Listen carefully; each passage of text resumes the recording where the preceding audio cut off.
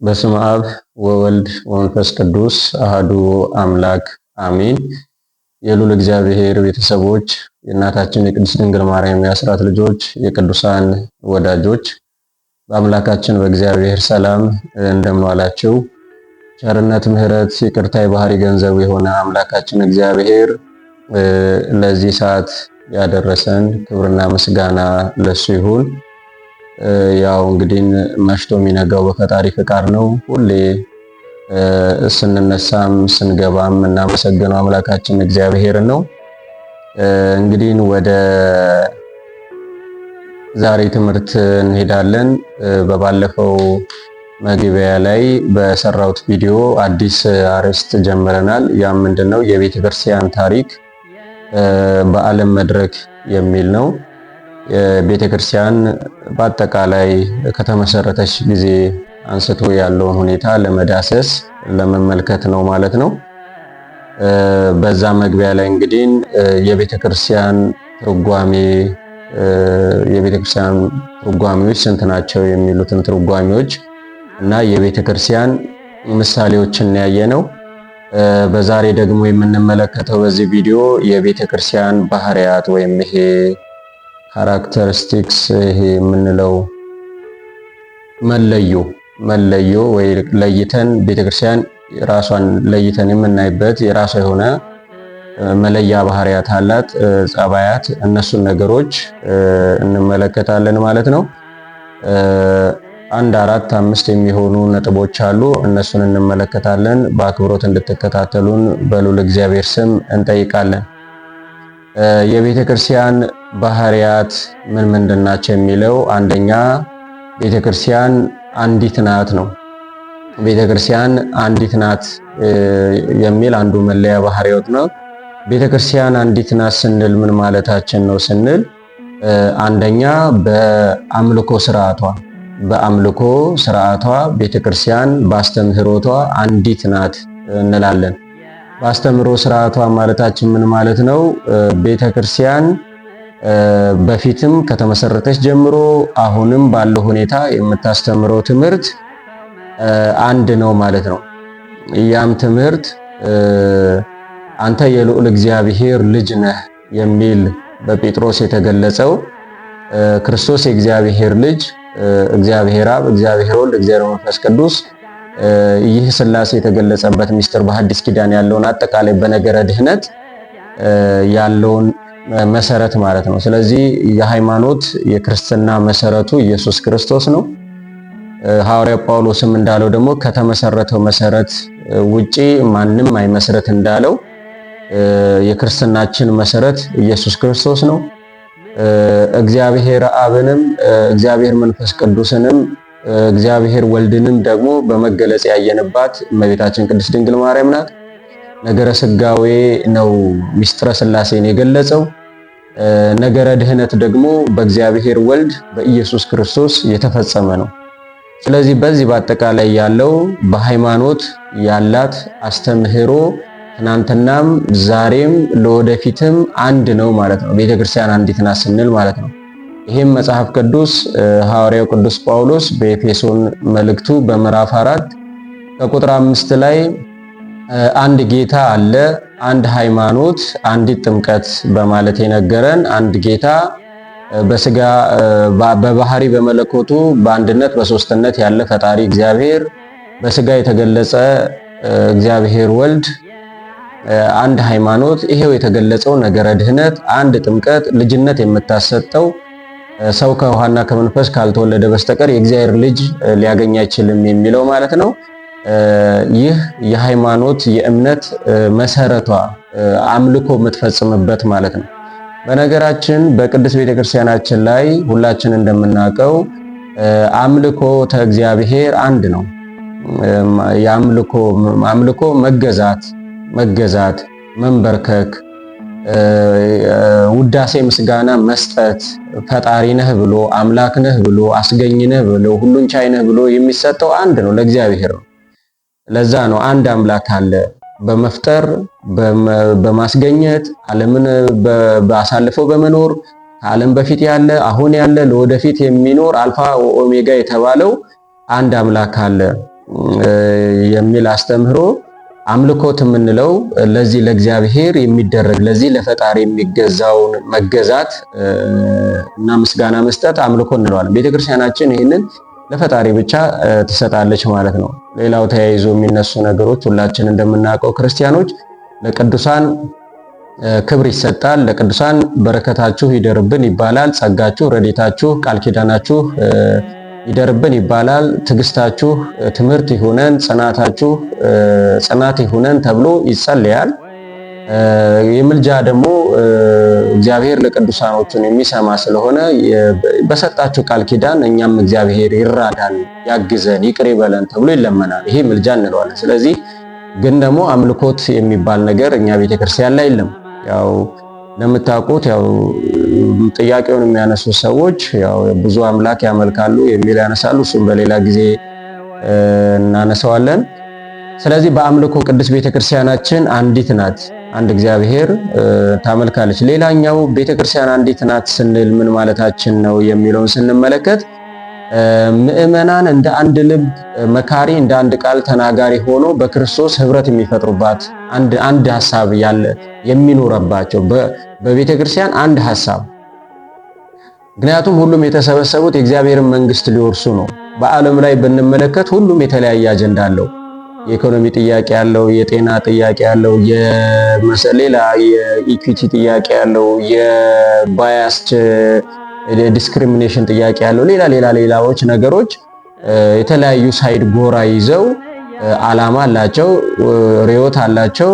የሆነ ትግል ውስጥ ሊገቡ ይችላሉ። የተለያየ ነገር ውስጥ ይወድቃሉ። ቤተ ክርስቲያን ያለ ግን በክርስቶስ ክርስቲያን የተሰኘ ክርስቲያን ግን አንድ ሐሳብ ነው ሊኖረው የሚችለው። እሱም ምንድነው? በአንድያ ልጁ በእግዚአብሔር ልጅ አምኖ በስላሴ ልጅነትን አግኝቶ ከዚህ ዓለም ፍቶታት እኩያት ካጋንንት ከሁሉም ነገር ከሚመጣበት ደግሞ እንደሚችለው መጠን በእግዚአብሔር ጸጋም እየታገዘ ይህንን ዓለም ተዋግቶ በሚያልፈው ዓለም መንግስተ ሰማያት መውረስና በወዲያኛው ዓለም ህብረት ማግኘት ነው። ሌላ ነገር የለው።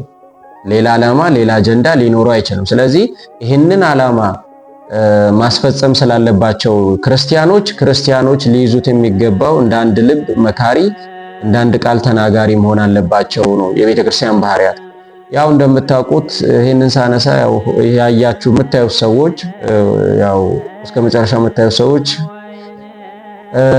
ሆዱን የሚቆርጠው ሰው ሊኖር ይችላል። ምክንያቱም እኔንም እንደሚሰማኝ ማለት ነው። ለምን ውስጥ የምናየው ነገሮች ልዩነቱ፣ ዘረኝነቱ፣ ጥቅመኝነቱ፣ በውጭም መመኑ ክራሶ መደዴነቱ፣ በዚህ በኩል ሁላችን የምናውቀው ነገሮች አሉ።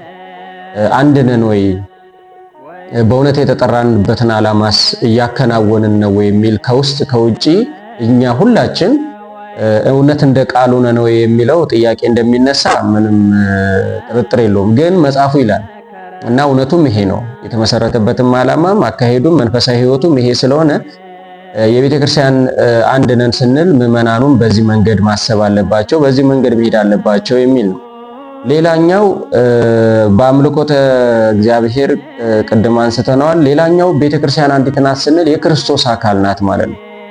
እንግዲህ ክርስቶስ አካሉ በተዋህዶ አንድ አካል ነው። ከሁለት ባህሪ አንድ ባህሪ፣ ከሁለት አካል አንድ አካል። ኦርቶዶክስ ተዋህዶ ቤተክርስቲያን የምንለው ለዚህ ነው። ክርስቶስ አንድ ነው። ሁለት ክርስቶስ የለም፣ ሶስት ክርስቶስ የለም።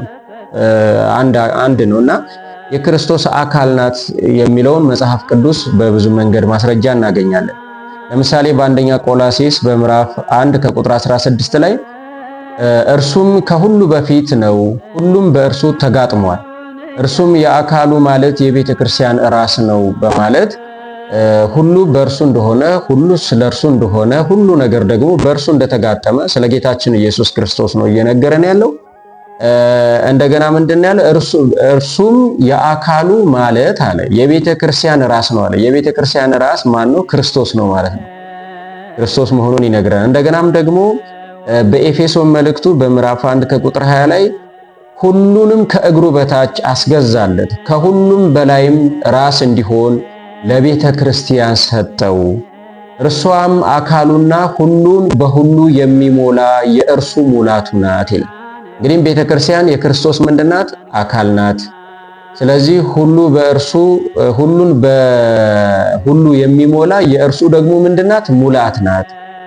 ክርስቶስ የሚገለጸው በማን ነው? ሙላትነቱን ማለት ህልውናን ነገረ ድህነቱን የሚያገኘው በቤተ ክርስቲያን ላይ ነው ማለት ነውና ሐዋርያ ቅዱስ ጳውሎስ ይህን ይነግረናል። ሌላንም እናንተም የክርስቶስ አካል ናችሁ፣ እያንዳንዳችሁም ብልቶች ናችሁ። አንደኛ ቆሮንቶስ ምዕራፍ 12 ከቁጥር 25 ላይ ክርስቲያን ሁሉ የክርስቶስ አካል እንደሆነ ብልት ብሎ ምሳሌ ያሳየው እዚህ ኦርጋን የምንለው የሰውነታችን አንዱ ክፍል ቢታመም መላ ሰውነታችን ታማሚ እንደሚሆን ሁሉ ሁሉም ክርስቲያን የክርስቶስ አካል ነው። የክርስቶስ አካል ነው። እዛ ጋር አንዱ ቢታመም ሌላኛውም አብሮ ህመሙ ይታመማል። ምክንያቱም ለምን? ህመሙ ህመም ስለሆነ። ይህንንም እንግዲህ ስንመለከተው እየነገረን ያለው ቅዱስ ወንጌሉ ምንድነው? ክርስቲያኖች በየሁሉ በዓለም ያሉት ክርስቲያኖች ሁሉ አንድ እንደሆኑ የክርስቶስ አባል እንደሆኑ የክርስቶስ አባል እንደመሆናቸው ደግሞ አንደኛው እዛ ጋር ያለው ደግሞ ጉዳት ሲደርስበት ይሄኛው ደግሞ እኔ ምን ቸገረኝ ማለት እንደማይችል ይነግረናል ማለት። ምክንያቱም ሰው ጥፍሩ ቢታመም ሙሉ ሰውነቱ እስከ አናቱ ድረስ እየነዘረ እንደሚያመው መላ ሰውነቱ እንደሚታመመው እዛ ጋም ያለ አንድ ክርስቲያን ደግሞ መከራ ቢደርስበት ሌላኛውም አብሮ መከራው ሊሰማው ይገባል የሚል ነው። ይሄ ካሁን ካለንበት ሁኔታውን በተመለከቱት እንደዛ ነው የሚለውን ስንመለከት ያው እንደምታዩት ነው ያለንበት ሁኔታ። ሌሎች ይሰቃያሉ፣ መከራ ይወስዳሉ። በተሻለ አንጻራዊ ሰላም ያለነው ሰዎች ደግሞ ሁላችንን ጥቅማችንን የራሳችንን ፍላጎት ቅድሚያ በመስጠት የሌሎቹን መከራ ችላ የምንለው ነገሮች እንዳሉ ሁላችን የምናየው ነገር ነው። መጽሐፉ የሚነግረን ግን ሁሉም የሌላው መከራ መጋራት እንዳለበት ነው። በረሃብ ሊሆን ይችላል፣ በችግር ሊሆን ይችላል፣ በስደት ሊሆን ይችላል፣ በአጋንንታዊ ፈተና ሊሆን ይችላል። የሚደርስበትን የክርስቲያን መከራ ሁሉ ማገዝ፣ መራዳት መጽሐፍ ቅዱስ የሚያስተምረው ነው። ለምሳሌ ሐዋርያው ቅዱስ ጳውሎስ እነግረክሙ አኀዌ ጸጋ እግዚአብሔር ዘተገብረ ለመቄዶንያ እስመ እምብዛ መከራሆሙ ፈድፈደ ፍስሐሆሙ እንዳለ ወንድሞቼ እነግራችኋለሁ ለመቄዶንያ ሰዎች እግዚአብሔር ያደረገውን ከመከራቸው ብዛት ደስታቸው በዛ ያለው ተቸግረው የመቄዶንያ ሰዎች በጣም ደሃ ሆነው ተቸግረው ለችግረኞች ብሎ ሌላ ቦታ ላለች ቤተክርስቲያን ችግረኞች ነዳያን ብሎ ገንዘብ ያዋጡ ነበር። ስለዚህ እነሱ ራሳቸው ደሃ ሆነው ገና ለሌሎች ደሃ ደግሞ እነዛም ይቸግራቸዋል ብሎ ገንዘብ የሚያወጡ ክርስቲያኖች ነበሩ፣ የጥንት ክርስቲያኖች። አሁን ያለን ክርስቲያኖች እንደዛ አይነት ስሜት አለን ወይ? በገጠር ላለች ቤተክርስቲያን ይሰማናል ወይ የሚለውን እንግዲህ ያው ሁላችንም የምናውቀው ነገሮች ነውና ዋናው እያለን ያለን ወንጌሉ ምንድነው? የክርስቶስ ብልቶች ነን፣ የክርስቶስ የአካል ክፍሎች ነን እኛ ይላል ሐዋርያ ቅዱስ ጳውሎስ። እንዲሁም ብዙዎች ስንሆን በክርስቶስ አንድ አካል ነን ይላል። በህዝብ ሚሊዮን እንሆን ቢሊዮንም እንሆን የዓለም ህዝብ ሁሉ ክርስቲያን ይሆን በቁጥር ሚሊዮን ቢሊዮን ቢሆን ማለት ነው። ነገር ግን በክርስቶስ ኢየሱስ ስንት እንሆናለን? አንድ እንሆናለን። እርስ በርሳችንም እያንዳንዳችን የሌላው ብልቶች ነን። ያ ማለት አንዱ ለሌላው ቅድም ያነሳሁት እኛ ራሳችን ለሌሎች ራሱ ብልቶች ነን የሚል እናገኛለን። ስለዚህ ቤተክርስቲያን አንዲት ናት ስንል ቅድም እንዳልነው በአምልኮተ ስርዓት አምልኮ እግዚአብሔርን ብቻ በማምለክ፣ ሁለተኛ ቤተክርስቲያን አንዲት ናት ስንል ምዕመናን በአንድ ልብ መካሪ አንድ ቃል ተናጋሪ በመሆን፣ ሶስተኛ ቤተክርስቲያን አንዲት ናት ስንል ምን ማለታችን ነው? የክርስቶስ አካሉ ስለሆነች ቤተክርስቲያን አንዲት ናት እንላለን። በመጨረሻ ቤተክርስቲያን አንዲት ናት ስንል ህንጻው ቤተክርስቲያኑ ለምሳሌ ህንጻ ቤተክርስቲያን በወርቅ ቢሰራ፣ በአፈር ቢሰራ፣ በገጠር ቢሰራ፣ በከተማ ቢሰራ፣ ታላላቅ ሰዎች ያሉበት ቢሰራ፣ ታናናሽ ያሉበት ቢሰራ፣ በምንም ይሁን ቤትም ቦታ ላይ ብትሰራ ቤተክርስቲያን አንዲት ናት። ቤተክርስቲያን ባህሪያቶቿም ቤተክርስቲያን አገልግሎቷ መንፈሳዊነቷ አይቀየም። በሸራ ብትሰራ፣ በዳስ ብትሰራ፣ በሆነ ነገር በቤተክርስቲያን አገልግሎት የትኛውም ነገር ቢደረግ ቤተክርስቲያን አንዲት ናት፣ ልዩነት የላትም የሚል ነው አስተምሮና ክፍተቶች አሉ። እንደምታውቁት ካቴድራል አብያተ ክርስቲያናት፣ የገጠር አብያተ ክርስቲያናት ሁላችን የምናውቀው ነገር ነው።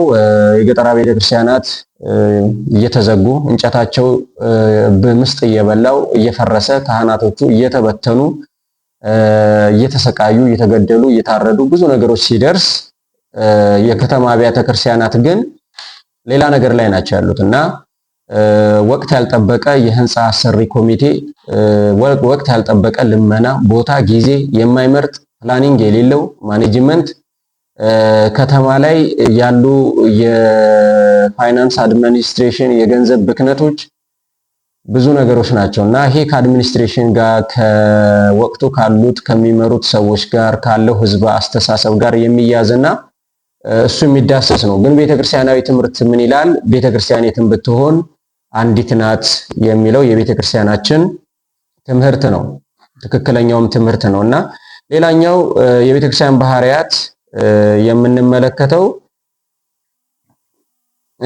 ቤተክርስቲያን ቅድስት ናት።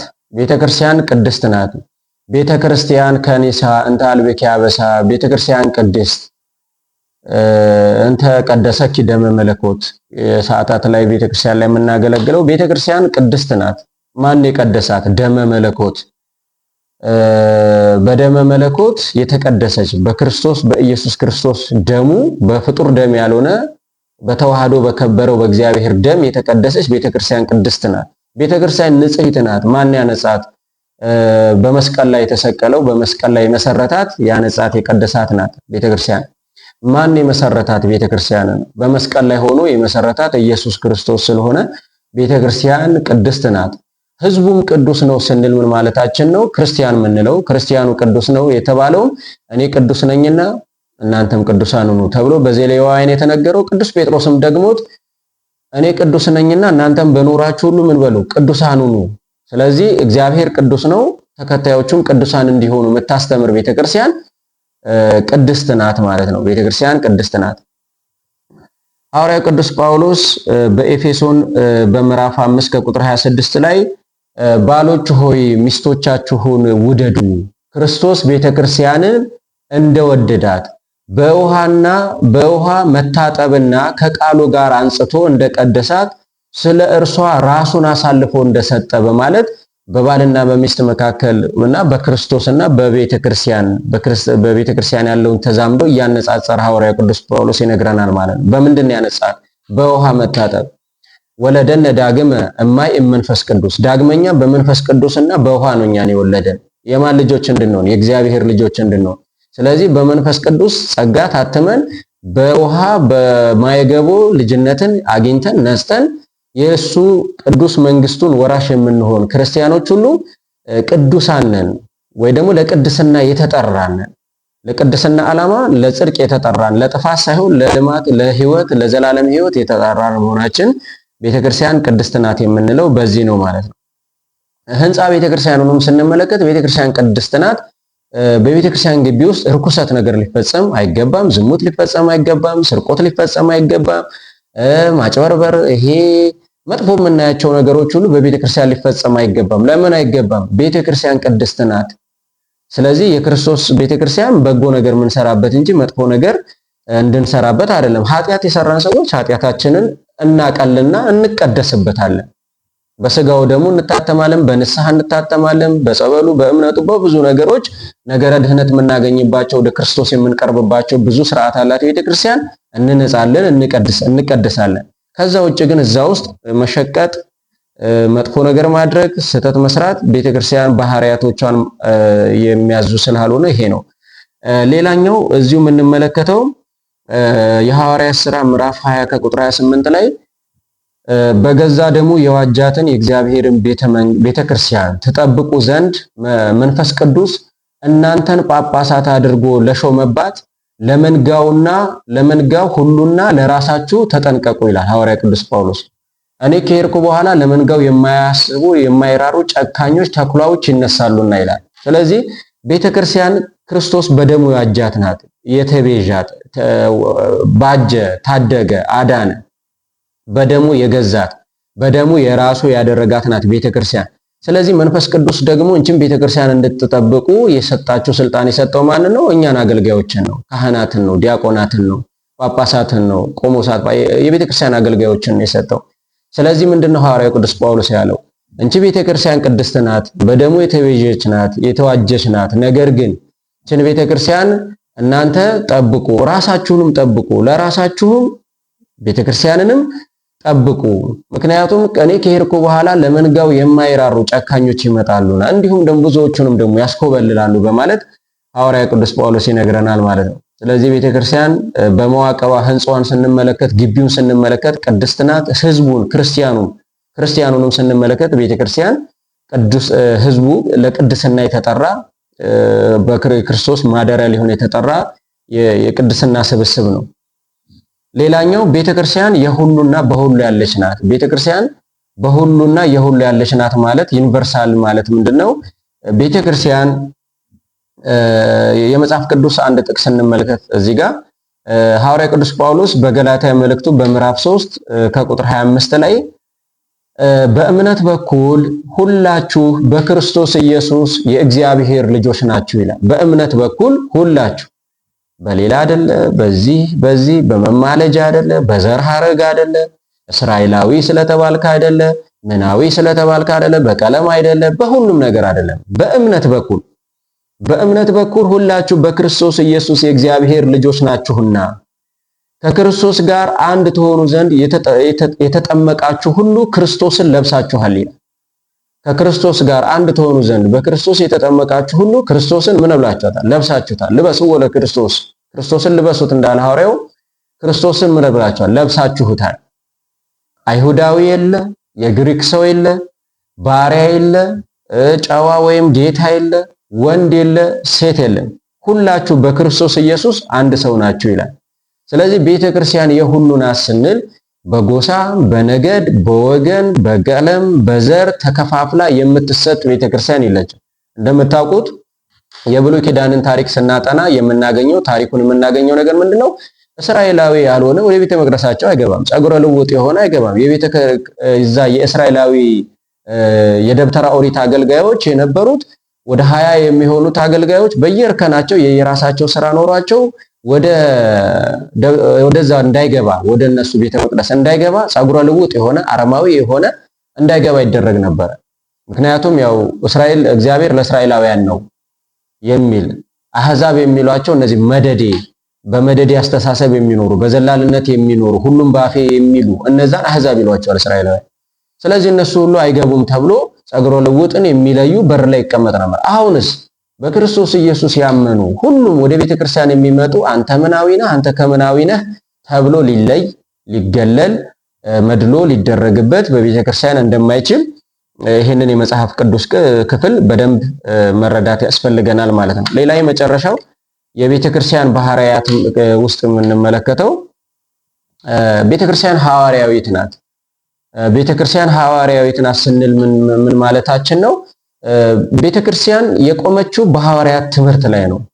በሐዋርያት ትምህርት ላይ ሁሩ ወመሃሩ ውስተ ኩሉ አጽናፈ ምድር ወስብኩ ወንጌለ መንግስት፣ ወደ ዓለም ሁሉ ሂዱ ወንጌልንም ሁሉ ወንጌልን ሁሉ ለፍጥረት ስበኩ ተብሎ የተላኩት በማቴዎስ ወንጌል ምዕራፍ 10 ላይ የምንመለከተው ቅዱስ ዳዊትም ውስተ ኩሉ ምድር ወፃ ነገሮሙ ወስተ አጽናፈ ዓለም በጻሕ ነቢዩ፣ ድምጻቸው ከአጽናፍ እስከ አጽናፍ ወጣ እንዳለው ሐዋርያውም ሰናይ ገሪሆሙ ለለ ይዜኑ ዜና ሰናይ ዘእግዚአብሔር ፈነው ቃለ እግዚአብሔር ይነግር። ይሄ መልካም የምስራችን የሚናገሩ እግሮች የተመሰገኑ ናቸው፣ የከበሩ ናቸው። እግዚአብሔር የላከው የእግዚአብሔርን ነገር ይናገራልና የተባለው እነዚህ ሐዋርያት ትክክለኞቹ ሐዋርያት፣ ከዛም ቀጥሎ ሐዋርያነ አበው የመጡት የሐዋርያትን እግር የተከተሉት፣ ከዛም ቀጥሎ ደግሞ የመጡት ሊቃውንት፣ ከዛም ቀጥሎ ደግሞ አንድ ላይ የመጡት ደግሞ ሰማዕታት ራሱ በደማቸው ወንጌልን አምን በክርስቶስ አምላኬ እያሉ ወንጌልን ያስፋፉት ቤተክርስቲያን የቆመችው በእነዚህ ትምህርት ላይ ነው። በቅዳሴ ላይም ስናስቀድስ በእንተ ቅድሳት ላይ ዲያቆኑ ሲል እንደሰማችሁት በነቢያትና በሐዋርያት መሰረት ላይ እንታነጽ፣ እንግዲህ በመንፈስ ቅዱስ እንነሳ፣ ቀርበን እግዚአብሔርን አምላካችንን እንለምነው ወዶ ጸሎታችንን ይቀበል ዘንድ። ስለዚህ በነቢያትና በሐዋርያት መሰረት ላይ የታነጸች ናት ቤተክርስቲያን ላይ። በማንኛውም በግለሰብ ፍልስፍና የሆነ ሰው ግለሰብ ርዕዮት የተመሰረተች ቤተክርስቲያን አይደለችም ማለት ነው። ሐዋርያት ላይ የምንመሰረተው ለምንድን ነው? አብረው በልተው አብረው ከሱ ጋር ባደረበት አድረው በዋለበት ውለው በረከት ሲያበዛ አይተው ታምራቱን አይተው የእጁን በረከት አይተው ካልሆነ ቦታ ደግሞ ከድህነት ቦታ ተጠርተው ለክብር ደርሰው በዓለም ላይ ደግሞ ዞረው ወንጌልን አስተምረው በመጨረሻ ደግሞ ሐዋርያት ይህንን ሁሉ ሰማዕትነት የከፈሉት ደግሞ እውነቱን ስለሚያውቁት ነው።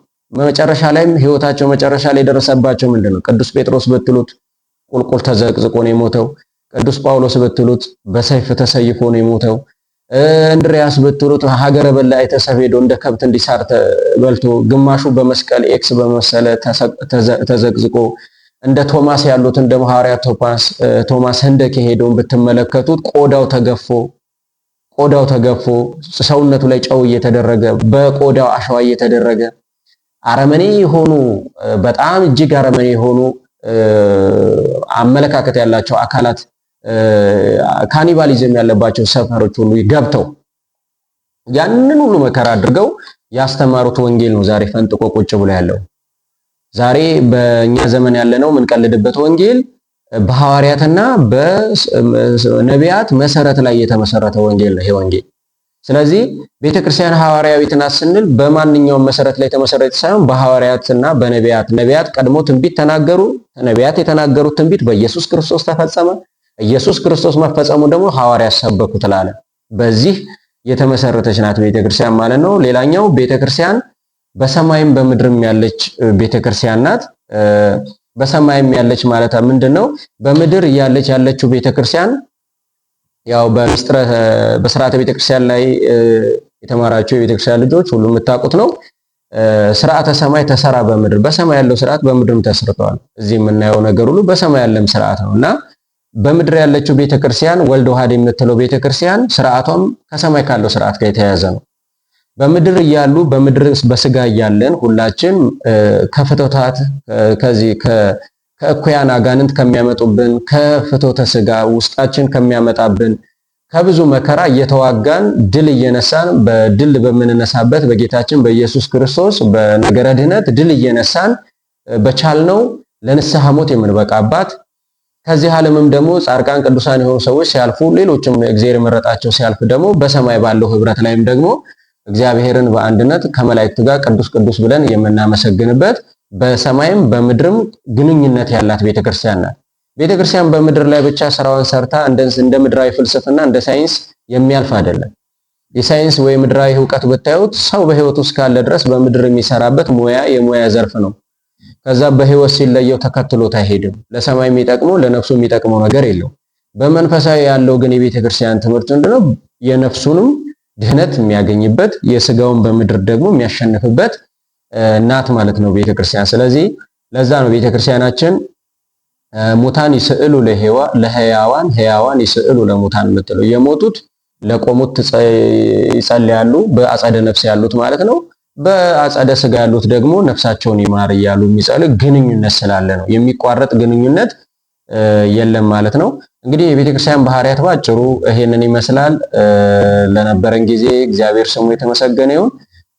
ዋና ዋና ነገሮችን ብቻ እያየን ነው የምንሄደው። እናንተ ያው የቤተክርስቲያን ልጆች ለቤተክርስቲያን ልጆች ነው በዋነኝነት ይሄን ነገር እንትምለው አስፍታችሁ እንድትመለከቱት በትህትና ጠይቃለሁ። ለእግዚአብሔር ምስጋና ይሁን። አሜን።